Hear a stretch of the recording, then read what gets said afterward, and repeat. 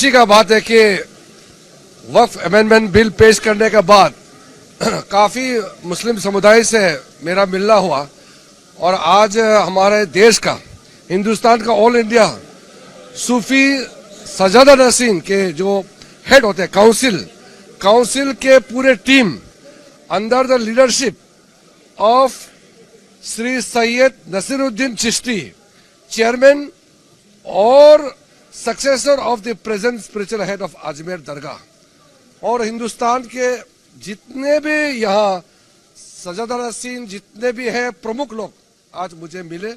मेरा पास लिस्ट है, मैं आपको दे दूंगा। और सबसे बातचीत करने के बाद मैं आपको बता सकता हूं कि वक्फ अमेंडमेंट बिल का जो प्रावधान है स्वागत किया, और साथ साथ मैं सुझाव भी दिया कि हिंदुस्तान के अंदर में जितना दरगाह है उनका सोच विचार और उनके कुछ मांगे हैं उसको भी सरकार जरूर ध्यान दे और अमेंडमेंट बिल जो लाए हैं उसमें ध्यान रखा जाए, ऐसा उन्होंने आवेदन पत्र मुझे दिया है और चर्चा भी हुई है। तो हमारा, जैसे हमने बिल में एक्सप्लेन किया है कि इसको हम ब्रॉड बेस कर रहे हैं। मुसलमान के अंदर में कई लोग हैं, कई प्रतिनिधि हैं, कई ग्रुप है, सबको जगह मिलने के लिए और खास करके महिलाओं के लिए हम लोगों ने प्रावधान रखा है। तो ज्वाइंट पार्लियामेंट्री कमेटी गठन हो गया है, उसका घोषणा लोकसभा और राज्यसभा से भी हो गए हैं। अब हमसे मिलने के बाद जितने उन्होंने पॉइंट्स रखे हैं मैंने उनको निवेदन किया है ये सारा पॉइंट्स ज्वाइंट पार्लियामेंट्री कमेटी में भी जरूर रखे। और हिंदुस्तान के अंदर में जितना दरगाह है आज मुझे जो मिले हैं वो लगभग 800 दरगाह जितने भी हिंदुस्तान में है उनका बिहाफ से मुझे एक पत्र भी दिया है और डिस्कशन के दौरान मुद्दे भी सामने में रखा है।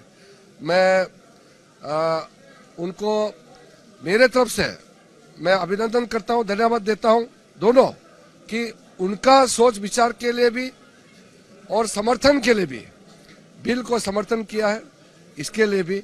और आखिर तो ये सारा बिल मुसलमानों के लिए ही है, मुसलमानों का अधिकार के लिए ही वक्फ अमेंडमेंट बिल लाया गया है और इसका स्वागत करना हमारे लिए खुशी की बात है। हम इसका स्वागत ये भी कर रहे हैं कि इसमें जो कुछ सेक्शन लाए गए वो जितनी तारीफ की जाए कम है। इससे पारदर्शिता आएगी, जो मिसयूज ऑफ द फंड हो रहा था उसको उस पर रोक लगेगी, और जो एक हठधर्मिता वक्फ बोर्ड ने लगा रखी थी उस पर रोक लगेगी।